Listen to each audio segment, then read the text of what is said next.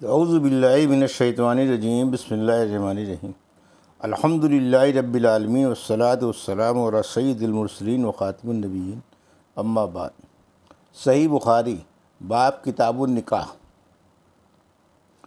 حدیث نمبر 5131، اردو ترجمہ۔ اگر عورت کا ولی خود اس سے نکاح کرنا چاہے، اور مغیرہ بن شعبہ نے ایک عورت کو نکاح کا پیغام دیا اور سب سے قریب کے رشتہ دار اس عورت کے ولی تھے۔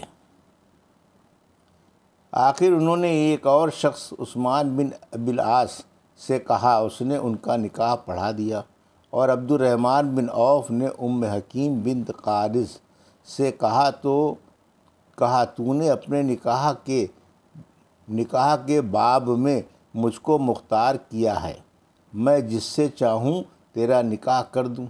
اس نے کہا ہاں۔ عبد الرحمن نے کہا تو میں نے خود تجھ سے نکاح کیا۔ اور عطا بن ابی رباح نے کہا، دو گواہوں کے سامنے اس عورت سے کہہ دے کہ میں نے تجھ سے نکاح کیا، یا عورت کے کنبے والوں میں سے گو دور کے رشتہ دار ہوں کسی کو مقرر کر دے، وہ اس کا نکاح پڑھا دیں۔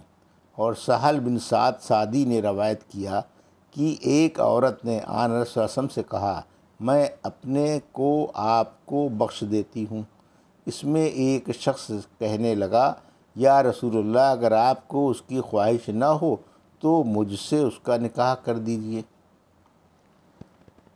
ہم سے ابن سلام نے بیان کیا، کہا ہم کو ابو معاویہ نے خبر دی، کہا ہم سے حشام نے، ان سے ان کے والد نے، اور ان سے عائشہ رضی اللہ عنہا نے آیت یستفتونک فی النساء اللائے اور آپ سے عورتوں کے بارے میں مسئلہ پوچھتے ہیں، آپ کہہ دیجئے کہ اللہ ان کے بارے میں تمہیں مسئلہ بتاتا ہے، آخر آیت تک۔ فرمایا کہ یہ آیت یتیم لڑکی کے بارے میں نازل ہوئی جو کسی مرد کی پرورش میں ہو، وہ مرد اس کے مال میں بھی شریک ہو اور اس سے خود نکاح کرنا چاہتا ہو، اور اس کا نکاح کسی دوسرے سے کرنا پسند نہ کرتا ہو کہ کہیں دوسرا شخص اس کے مال میں حصہ دار نہ بن جائے، اس غرض سے وہ لڑکی کو روکے رکھے، تو اللہ تعالیٰ نے لوگوں کو اس سے منع کیا ہے۔ حدیث نمبر 5132، اردو ترجمہ۔ ہم سے احمد بن مقدام نے بیان کیا، کہا ہم سے فضیل بن سلیمان نے بیان کیا، کہا ہم سے ابو حازم نے بیان کیا، کہا ہم سے سہل بن سعد رضی اللہ عنہ نے بیان کیا کہ ہم نبی کریم صلی اللہ علیہ وسلم کی خدمت میں بیٹھے ہوئے تھے کہ ایک خاتون آئیں اور اپنے آپ کو آن صلی اللہ علیہ وسلم کے لیے پیش کیا۔ آن رسول صلی اللہ علیہ وسلم نے انہیں نظر نیچی اور اوپر کر کے دیکھا اور کوئی جواب نہیں دیا۔ پھر آپ کے صحابہ میں سے ایک صحابی نے عرض کیا، یا رسول اللہ، ان کا نکاح مجھ سے کرا دیجیے۔ آن رسول صلی اللہ علیہ وسلم نے دریافت فرمایا، تمہارے پاس کوئی چیز ہے؟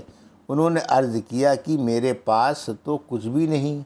آن رسول صلی اللہ علیہ وسلم نے دریافت فرمایا، لوہے کی انگوٹھی بھی نہیں؟ انہوں نے عرض کیا کہ لوہے کی ایک انگوٹھی بھی نہیں ہے، البتہ میں اپنی یہ چادر پھاڑ کے آدھی انہیں دے دوں گا اور آدھی خود رکھوں گا۔ آن رسول صلی اللہ علیہ وسلم نے فرمایا، نہیں، تمہارے پاس کچھ قرآن بھی ہے؟ انہوں نے عرض کیا کہ ہے۔ آن رسول صلی اللہ علیہ وسلم نے فرمایا کہ پھر جاؤ، میں نے تمہارا نکاح ان سے اس قرآن مجید کی وجہ سے کیا جو تمہارے ساتھ ہے۔ حدیث نمبر 5133، اردو ترجمہ۔ آدمی اپنی نابالغ لڑکی کا نکاح کر سکتا ہے۔ اس کی دلیل یہ ہے کہ اللہ نے سورہ طلاق میں فرمایا، وَالْأَنِي لَمْ يَحْزَنَّ وَالْأَنِي لَمْ يَحْزَنَّ، یعنی جن عورتوں کو ابھی حیض نہ آیا ہو ان کی بھی عدت 3 مہینے ہیں۔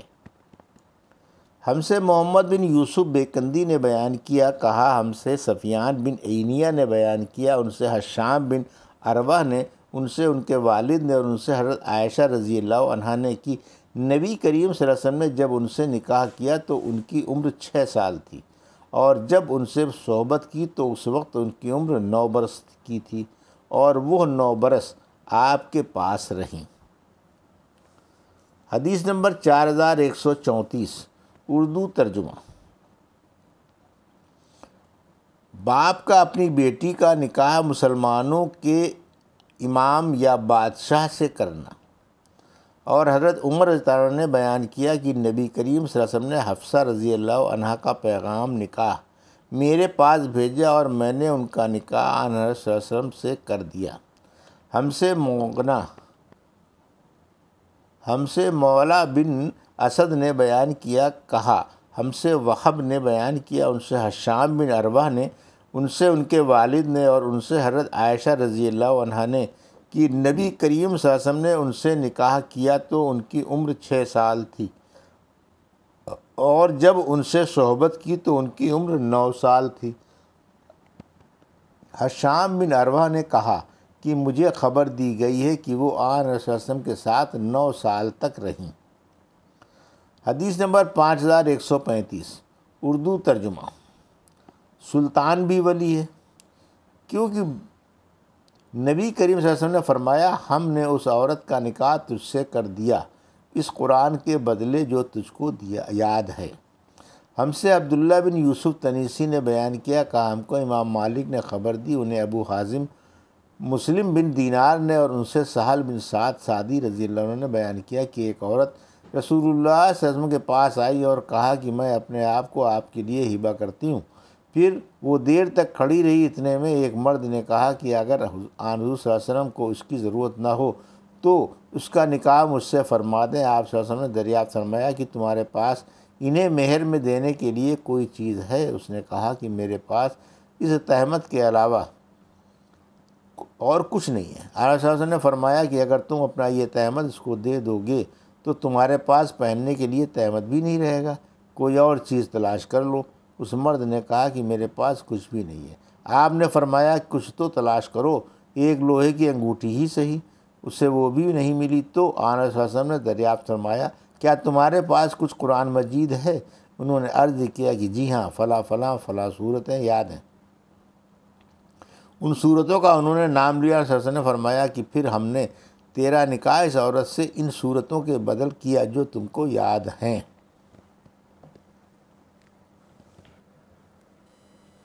حدیث نمبر 5136 اردو ترجمہ۔ باپ یا کوئی دوسرا ولی کنواری یا بیوہ عورت کا نکاح اس کی رضامندی کے بغیر نہ کرے۔ ہم سے معاذ بن فضالہ نے بیان کیا، کہا ہم سے حشام دستوائی نے، ان سے یحییٰ بن ابی بشیر نے، ان سے ابو سلمہ نے، اور ان سے ابو ہریرہ رضی اللہ عنہ نے بیان کیا کہ نبی کریم صلی اللہ علیہ وسلم نے فرمایا بیوہ عورت کا نکاح اس وقت تک نہ کیا جائے جب تک اس کی اجازت نہ مل جائے۔ صحابہ نے کہا کہ یا رسول اللہ، کنواری عورت اذن کیوں کر دے گی؟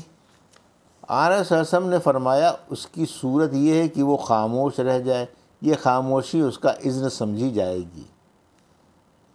حدیث نمبر 5137 اردو ترجمہ۔ ہم سے عروہ بن ربیع بن طارق نے بیان کیا، کہا مجھ سے